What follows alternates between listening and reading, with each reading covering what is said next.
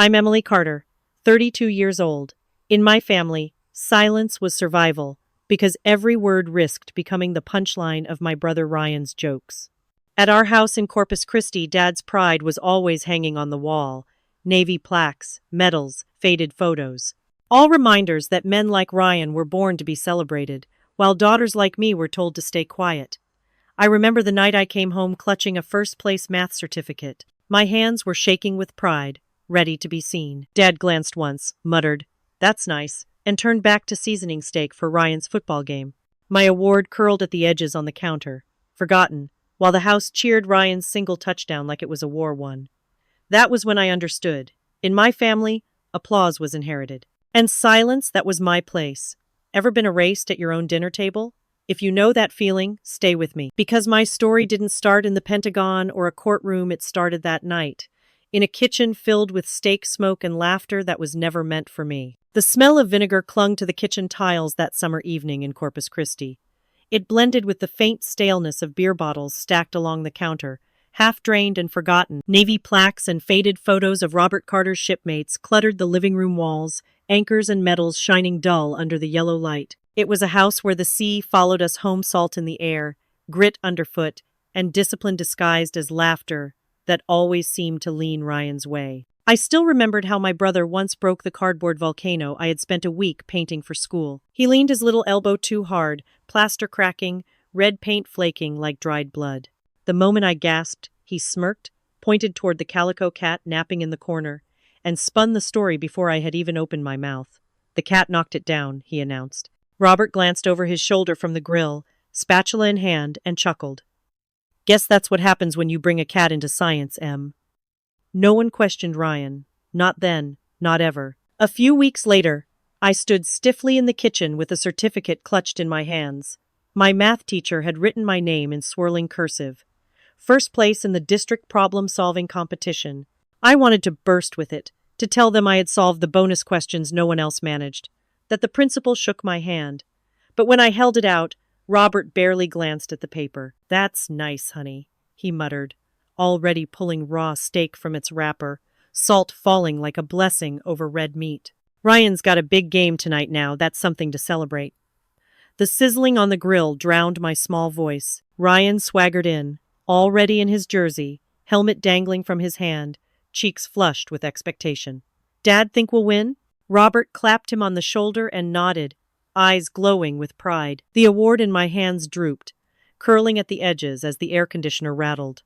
When Ryan's team scraped out a single touchdown, Robert turned the house into a victory hall. He poured himself whiskey, clinked the glass, and bellowed to Mom to bring out plates. To Ryan, who carried that ball like a real Carter man, he cheered.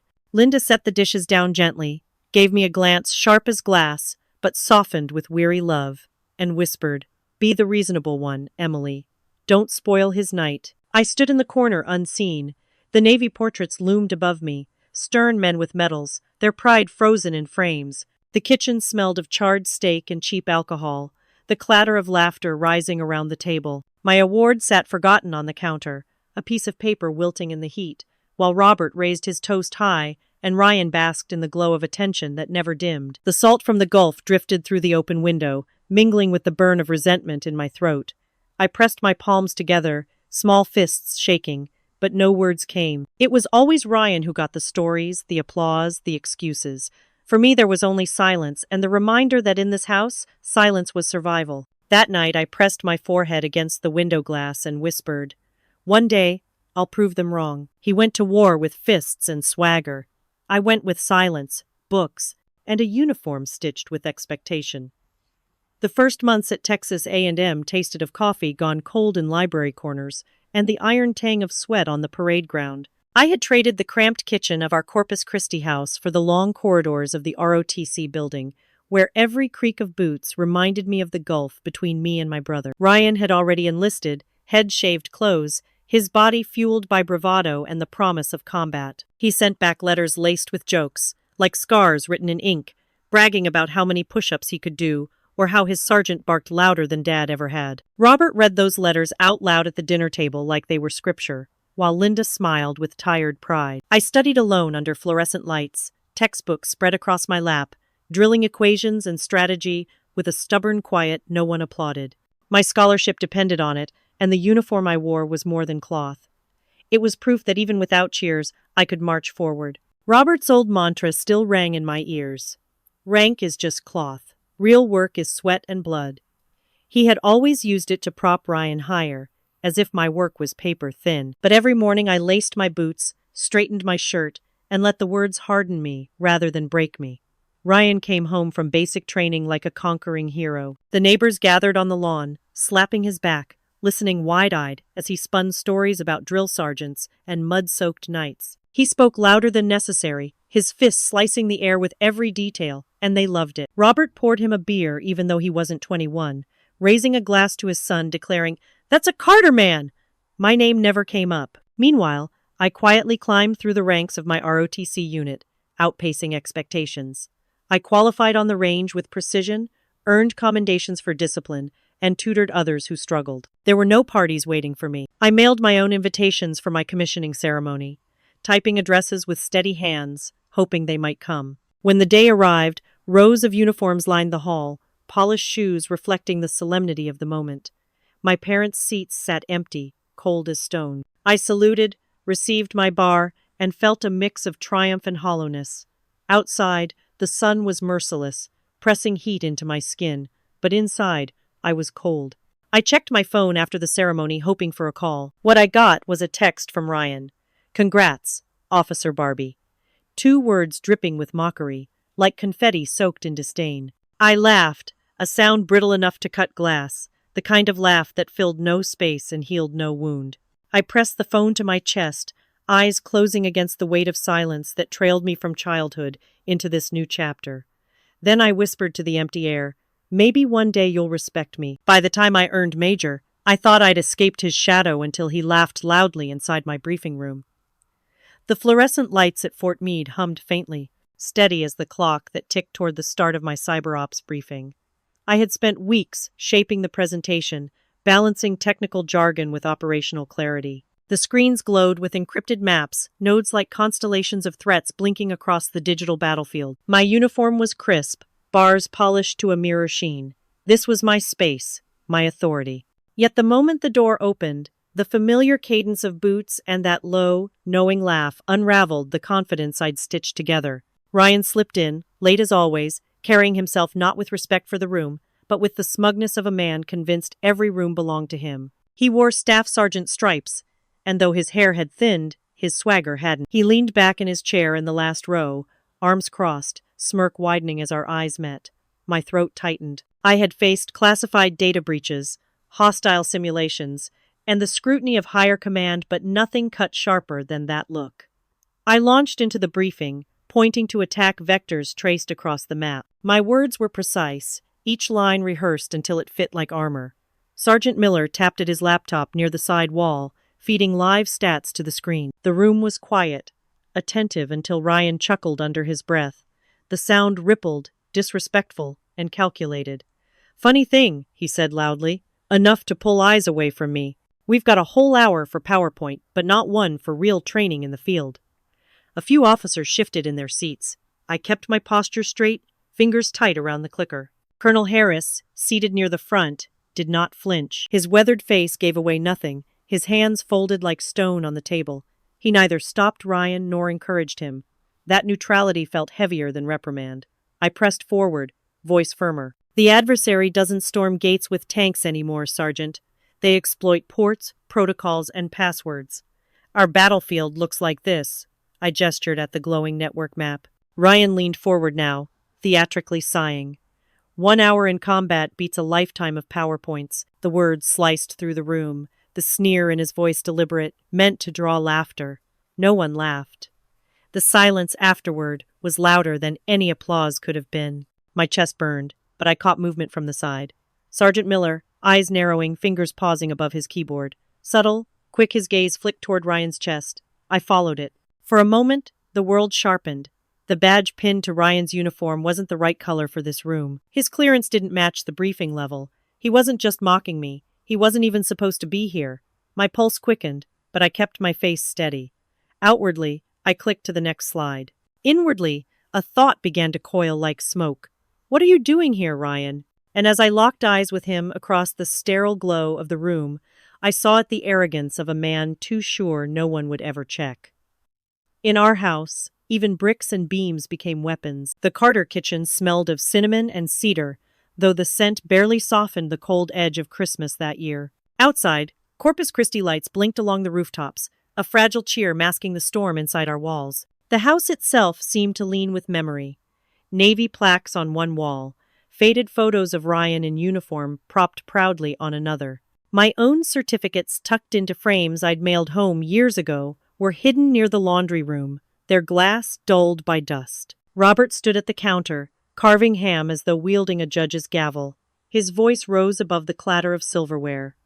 "This house will belong to Ryan," he declared, like an edict carved into stone. His tone left no room for negotiation, though every word chipped at me. Ryan leaned back in his chair, boots stretched out, a grin widening. He tapped his glass with his fork and let out a laugh that carried the triumph of someone already measuring drapes. "Rank won't buy you these walls, sis." The quip floated like smoke, taunting, undeniable.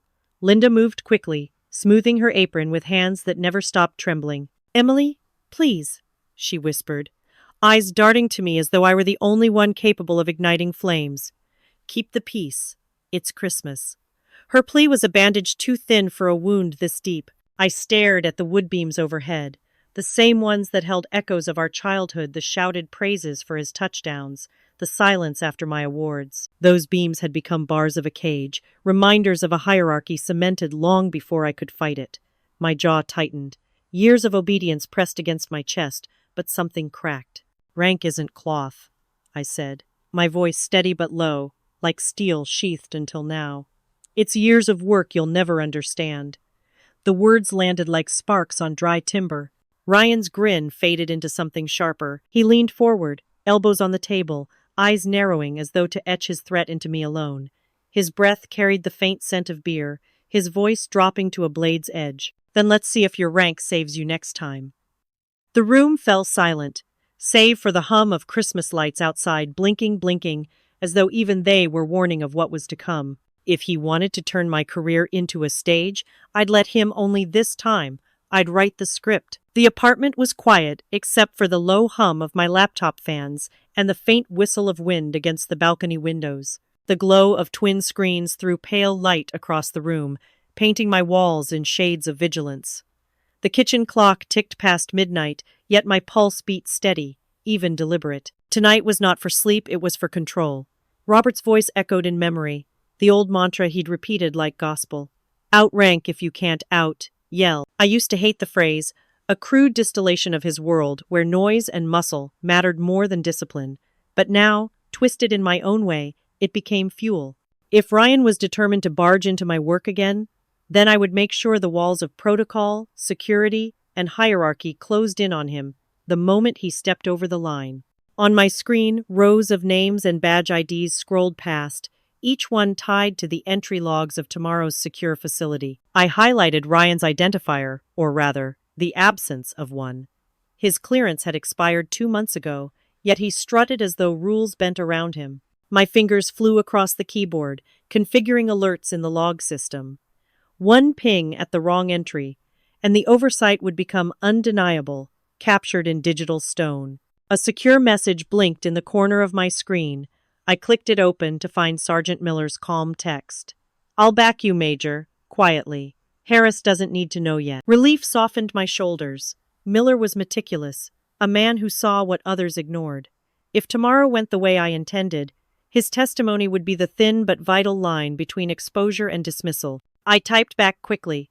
"Double-check clearance rosters before dawn. If he forces entry, flag it immediately." Miller's reply was a simple thumbs-up emoji, but in this late-night war of preparation, it felt like an oath. The apartment around me was bare, sterile, the kind of place where furniture existed more as placeholders than comfort.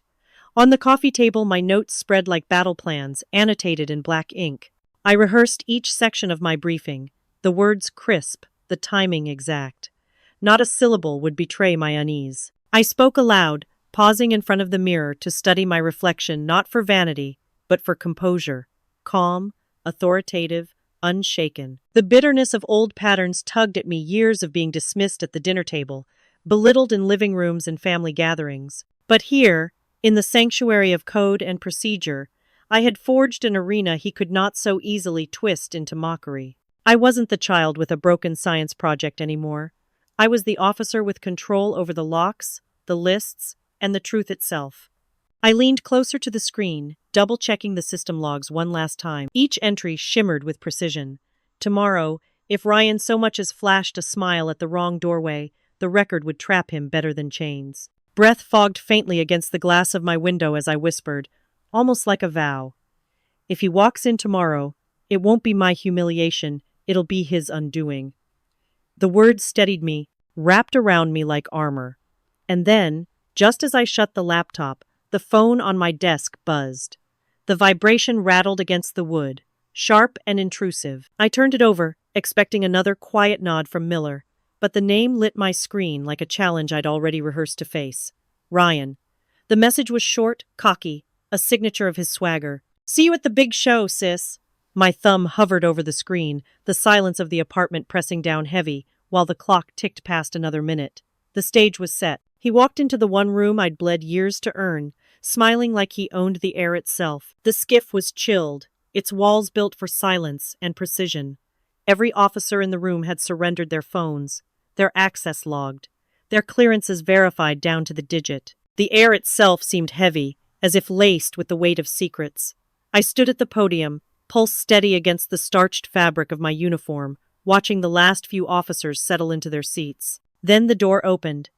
Ryan stepped in with the swagger of a man strolling into a family barbecue. His boots clicked louder than anyone else's, his grin already baiting.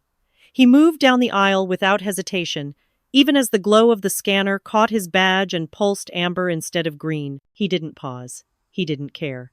He slid into the fourth row, leaned back, and spread his arms across the chairbacks like a king surveying his domain. I felt the sting immediately, the audacity of him sitting there, in the sanctum I had earned with years of study, sweat, and silence. His text from last night whispered in my ear, "See you at the big show, sis." And here he was, making it a show. I cleared my throat and launched into the briefing. The screen lit up with encrypted networks, threat matrices branching like veins across the dark backdrop. My voice filled the room with technical certainty. Packet infiltration routes, adversary IPs, timelines of attempted breaches. 20 pairs of eyes tracked the data except his. Ryan lounged, half listening, half smirking. When I emphasized the role of cyber defense in modern warfare, he chuckled. "Careful, Em," he called out, tone loud enough to pierce the thick silence. "Don't let paperwork block real soldiering." A ripple of discomfort spread through the rows. A few officers shifted in their chairs, their eyes sliding to Colonel Harris at the front. He didn't move, didn't scold, didn't smile. His stony face was unreadable, leaving the weight of Ryan's words suspended in the room like smoke. My stomach tightened, but I didn't let my tone falter. I pressed forward, pointing out an intrusion attempt foiled by the team last month. The hum of projectors filled the silence Ryan had left behind, but the air was different now, thicker, charged. Every officer knew the unwritten rules respect in this room wasn't optional, and yet no one laughed. Ryan's grin faltered as the silence stretched. No chuckle to back him, no murmur of approval, only the faint rustle of uniforms and the measured breaths of those who wished they were anywhere else. His joke died alone. I let my gaze sweep the rows until it landed on the console at the side. Sergeant Miller sat there, posture composed, eyes steady. His hands hovered above the keyboard as though ready, waiting. And when my eyes found his, he gave the faintest of nods. The storm hadn't broken yet, but the air told me it would. All it took was one nod, and the system I trusted more than blood came alive. The projector hummed in the darkened skiff, its beams slicing through the heavy air like a blade. Charts of hostile intrusion attempts glowed on the wall, their red vectors threading across continents, but the room's true focus had shifted, not to my slides, not to the briefing I had spent nights preparing, but to the fourth row where Ryan lounged, badge burning with its quiet betrayal of clearance. My throat stayed even, my words steady, but inside I could feel the familiar ache of years past, of being spoken over, dismissed, made invisible. Tonight was different. Tonight I had prepared more carefully than he ever imagined. My gaze brushed Miller at the console, fingers poised over keys, and with the smallest tilt of my chin, barely perceptible to anyone else, the sequence began. The door at the back hissed open. 2 military police stepped in with the precision of a script, rehearsed 100 times. Their boots struck the floor in unison, a rhythm colder than applause. Officers stiffened in their chairs, shoulders straightening, breaths shallow. Ryan twisted in his seat, grin widening at the sight of the uniforms approaching. "Relax, guys," he drawled, his voice carrying that same mocking lilt he had used on playgrounds, in living rooms, and now here, in a secure facility. "I'm just here for the popcorn." A chuckle bubbled from his throat, forced, daring someone else to echo it. No one did. The MPs didn't flinch, didn't smile. Their expressions were carved from regulation. They stopped beside his row. "Staff Sergeant Carter," one said evenly, "you're not cleared for this space. You'll need to come with us." Ryan threw a glance around the room, searching for backup, for the old safety net of indulgent laughter and indulgent silence. But the officers' eyes had shifted away, some to their notes, others to me. Colonel Harris sat forward at the front row, chin resting on one hand, his gaze fixed not on Ryan but on me. He was measuring, weighing not whether Ryan had overstepped, but how I would hold the line. Ryan barked out a laugh, though the sound cracked thin. "Guess I wasn't invited," he muttered, rising with exaggerated slowness. His boots scuffed the tile as he stood, arms spread like a martyr. "Hope you enjoy your slideshow, sis." The MPs flanked him, guiding him toward the door with practiced calm. No handcuffs, no shove, no spectacle, just a removal, clean and absolute. He tried once more for humor as the door hissed shut behind him, but the words caught in his throat and dissolved into silence. The room held its breath for a beat, the aftershock humming in the air. I didn't allow myself a pause. My fingers tapped the clicker. The next slide illuminated the wall with timelines and red marks that mattered more than his smirk ever could. "Now," I said, my voice steady, filling the void he had left behind. Slide 6, breach activity timeline. And just like that, the room returned to me. I thought the silence after the briefing was peace until my phone lit up with war. The skiff had emptied in orderly lines, chairs scraped back, boots echoing across tile. A few officers had stopped as they passed, their voices pitched low, their words clipped but genuine. "Good work, ma'am." A nod, a flicker of acknowledgement, tiny gestures, but weighted more than applause. I gathered my papers, closed my laptop, and felt the weight lift. For a moment, I thought it was over. The hallways hummed with fluorescent light, the sterile chill of Fort Meade wrapping itself around me. I carried my bag close, each step echoing like a gavel striking. By the time I reached my apartment that evening, the adrenaline had finally bled away, leaving a heavy quiet. I reheated coffee gone bitter and sat by the window, watching the November dark smear across the horizon. Then my phone buzzed. Linda's name glowed on the screen. I pressed accept, my voice tentative. "Hi, Mom." Her tone cut sharp, sharper than any reprimand I'd taken in uniform. "Emily Jean Carter, what on earth were you thinking? Couldn't you have handled this privately? Did you have to embarrass your brother in front of his peers? In front of outsiders?" I closed my eyes, pressing the phone tighter to my ear. "He wasn't supposed to be there. He didn't have clearance." "You always were so technical," she snapped. "Clearance, rules, badges. Family comes first. Always. That's what your father taught you. That's what I taught you." The call ended with her sigh, heavy and disappointed, leaving the silence more suffocating than the lecture. I set the phone down, my fingers trembling not with doubt, but with the old ache of never being enough. The screen lit again, this time without a call but a notification. Ryan had posted on Facebook Public, for all the cousins, neighbors, former classmates. His words burned with deliberate sting. Funny how some people forget where they came from once they got rank. "Paper promotions don't make you better, sis." The comments piled beneath laughing emojis, words of loyalty, familiar voices echoing the same song I'd heard since childhood. I scrolled past their names, each one another thread pulled taut across my chest. Then another message arrived, not from him this time, but through a cousin. A screenshot, Robert's words typed without hesitation. "You don't humiliate family, ever." The house, the holiday dinners, the weight of the Carter name pressed down like a chain. My uniform, my oath, my years, they felt suddenly fragile, as if family could reduce them all to dust with a single accusation of betrayal. I stood in the bathroom, staring into the mirror. My reflection looked back, drawn, tired, but unbroken.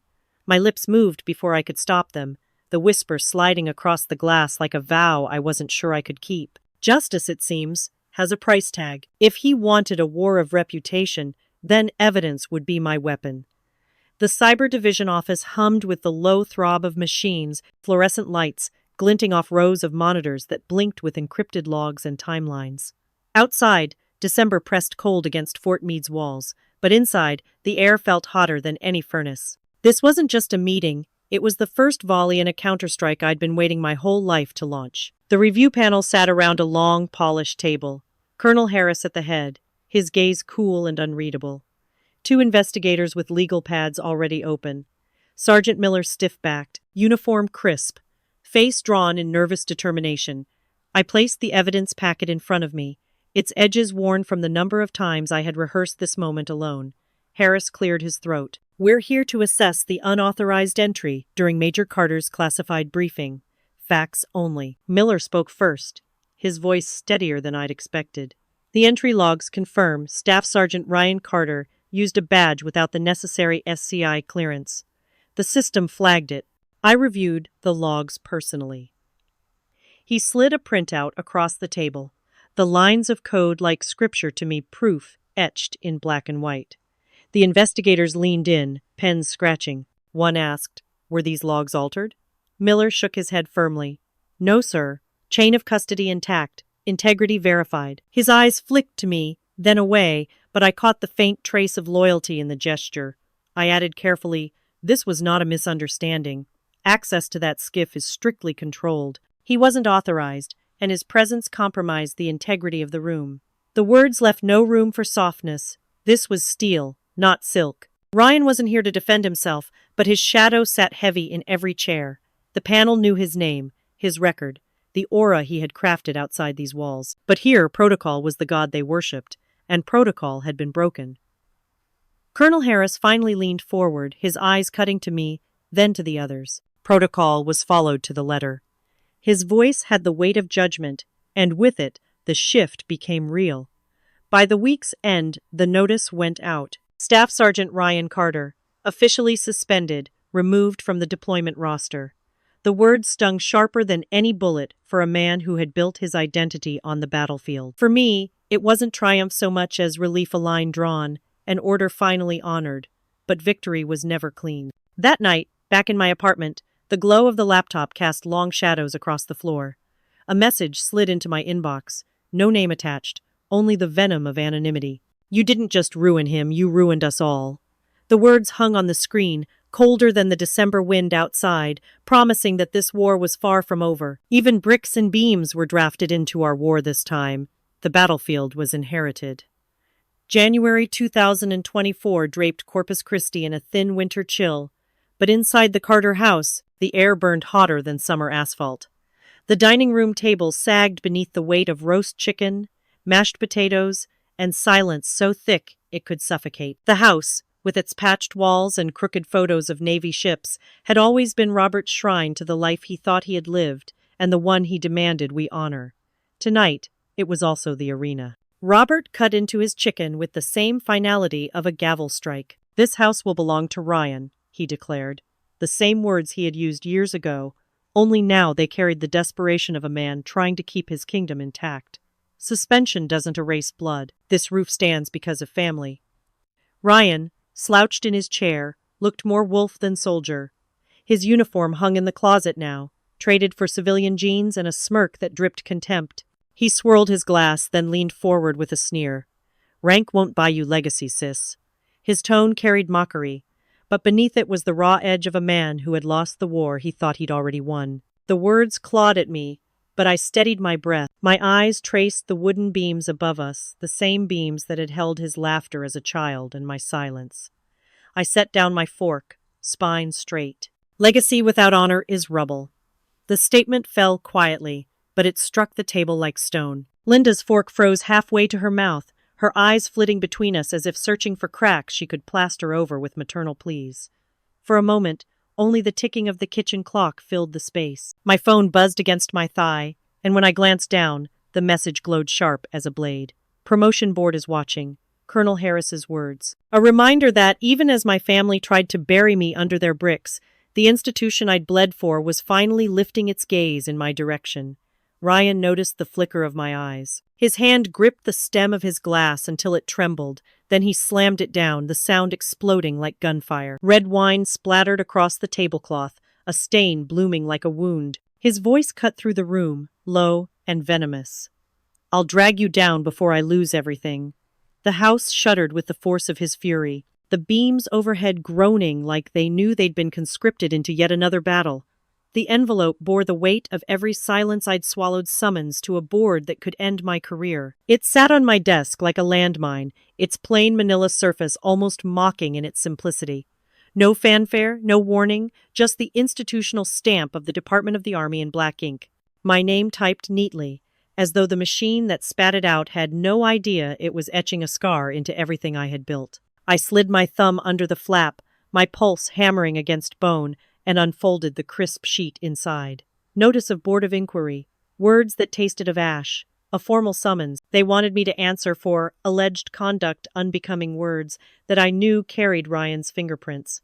He hadn't just embarrassed me at a dinner table or mocked me in a briefing room. He'd taken our private war and weaponized it, turning family venom into formal accusation. The office around me buzzed with fluorescent lights, the kind of sterile brightness that stripped warmth from everything it touched. The hum was constant, like an insect trapped in the ceiling. I became aware of whispers whenever I walked down the corridor. She set up her own brother. Someone murmured too loudly near the copy machine. Family should protect family. My jaw tightened. They didn't know that protecting him meant being devoured myself. Colonel Harris appeared in my doorway, his broad frame casting a shadow across my desk. His eyes swept the paper once, then returned to my face. "You'll prepare your statement," he said, voice measured, careful, supportive but only as much as his role allowed. In the Army, loyalty was often a line item, bound by regulation. I nodded, though my throat felt raw. Later, in the Cyber Division's quiet office, Miller stopped by, a stack of files in his hands. He lowered his voice, eyes steady on mine. "Logs don't lie, ma'am. Stick to the facts." There was no flourish, no speech, just quiet certainty, and it anchored me. Still, I could feel the tide pulling harder. Ryan had always been loud, but now his accusations echoed louder than my proofs. By nightfall, the summons lay on my kitchen table, its edges curling slightly in the damp air. I stared at it as if it might blink back. Everything I had endured, every slight, every joke at my expense, every silence I had swallowed, had led to this moment. One board of officers would now decide whether my years of service were honor or stain. My reflection in the dark window pane looked like a stranger wearing my uniform, and the thought pressed in, sharp and relentless. If they strip my rank, he'll finally win. Truth was my shield, but lies traveled faster. The first screenshots reached me before sunrise. A colleague forwarded them with a hesitant note. "Ma'am, you should see this before formation." My phone screen glowed in the half-dark, and there he was, Ryan, typing venom into the world with the same careless swagger he'd once used to shove me off swings and snatch my toys. Some officers forget where they came from. His post read, tagged with old family photos. Me in my cadet uniform, standing too stiffly, smiling too tight. They get drunk on rank, and next thing you know, they're throwing blood under the bus for a pat on the head. Real soldiers fight wars, not paperwork battles. Sad to see what ambition does to people. It spread like a wildfire on a dry prairie. Old friends of Robert, men he'd served with, commented beneath, shameful if true. Rank without loyalty is nothing. They shared it further, their networks carrying the poison into places I couldn't reach, whispers trailing me like smoke. At the base, conversation stopped when I entered. Eyes darted away. A young lieutenant muttered under his breath as I passed. Did she really frame her own brother? Every glance became a question. Every silence felt loaded. Truth was slow-footed, heavy with evidence and process, but lies danced nimble, leaping from mouth to mouth with cruel efficiency. I felt the weight of each rumor pressing against my chest like a hand intent on suffocation. By evening, the tension reached my mother. Linda called, her voice brittle. She didn't start with hello. "Emily, is it true?" A pause, as if she were afraid of the answer. "Did you trap him? Did you set this whole thing up just to embarrass him?" The words cut deeper than Ryan's posts ever could. Doubt from strangers was manageable, but doubt from the woman who had taught me to tie my shoes, who had kissed my forehead before every test it hollowed me. I swallowed the sharpness in my throat, gripping the phone until my knuckles blanched. My answer came out colder than I expected, steel wrapped in ice. I don't set traps, I reveal truths. The silence on the line stretched wider and wider, as though even the air between us had chosen a side. The room was colder than Combat 3 officers, one table, and the weight of my brother's laughter still echoing in my ears. The flags behind the board hung heavy, their colors drained by fluorescent lights. The table between us gleamed with a sterile polish, and I could see the reflection of my own hands clasped too tightly together. Across the room, Ryan lounged in his chair like a man at a poker game, smirk curling as if he'd already won. His uniform was sharp, but his eyes carried the same derision that had followed me since childhood. The chair of the board cleared his throat, shuffling papers.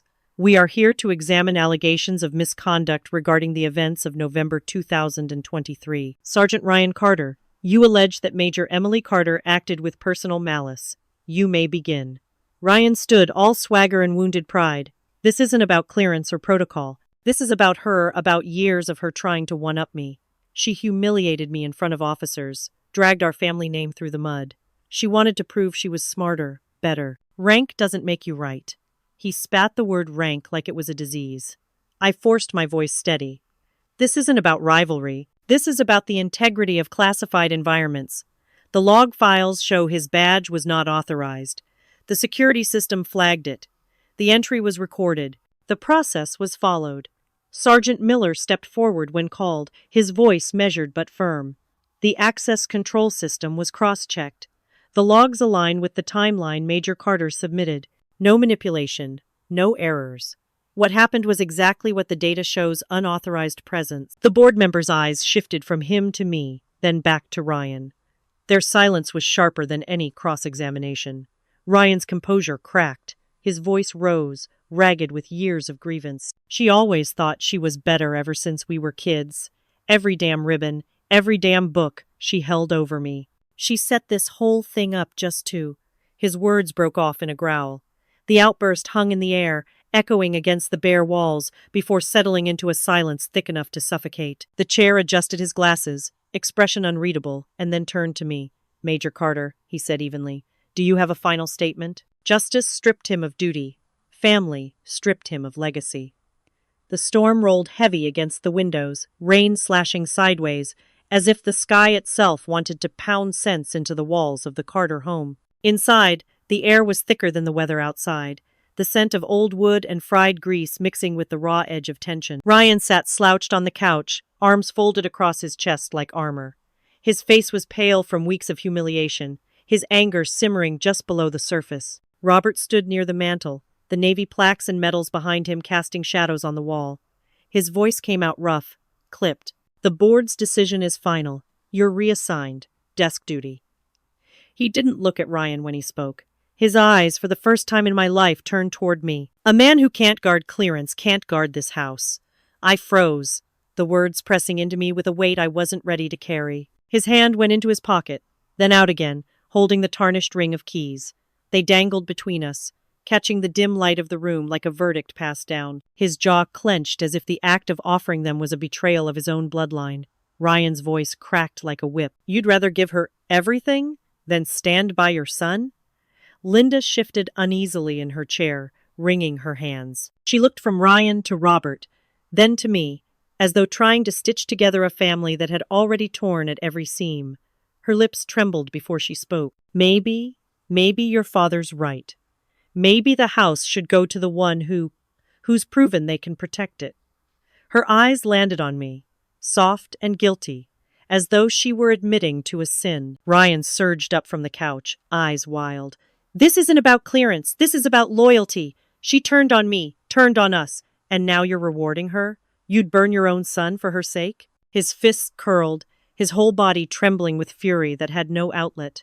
Robert didn't flinch. His gaze stayed hard, unblinking, as if he were staring down a storm on the open sea. The keys remained stretched toward me, suspended in the heavy air. I stepped forward, my breath steady despite the chaos swirling in the room. The storm outside boomed like a drumbeat. Slowly, I reached out and closed my hand over the keys. The metal felt cold, like an inheritance forged not in blood, but in fire. Ryan's roar filled the room, but I didn't turn toward him. My voice cut through the noise, quiet yet sharp enough to slice. Some things must be earned. And with that, I slipped the keys into my pocket, sealing both a legacy and a wound. I never wanted his respect, but when it came, it was hollow, like a salute after retreat. The morning sun streamed through the blinds of my office, slicing the air into golden bars that fell across stacks of files and the uniform I had laid out the night before. It was May 2024, and the air in Fort Meade hummed with spring, the kind of season that felt like a turning page. On my desk sat the official notice, bold and final, confirmation of my promotion. For years, the word had been only a distant horizon. Now, it stood printed in ink, carved into permanence. Sergeant Miller knocked lightly before entering. His presence, quiet as ever, was steadier than the buzzing fluorescent lights above us. "About time," he said simply, a smile tugging at the edge of his mouth. His voice wasn't celebratory, just solid, like he'd always known this moment would come. I wanted to answer with gratitude, to tell him that without his quiet loyalty, without his willingness to stand when silence would have been easier, I might not be here. But words failed. I just met his gaze, let the weight of everything unsaid hang in the room, and nodded. The buzz of my phone cut the moment in half. I glanced down. A single line, unsigned but unmistakable. "I respect you now." It was Ryan. My thumb hovered over the screen, the words staring up at me like a taunt wrapped in olive branches. For a second, I thought of every insult he had thrown at me. Officer Barbie, paper soldier, all the jokes and dismissals that had filled my life with shadows.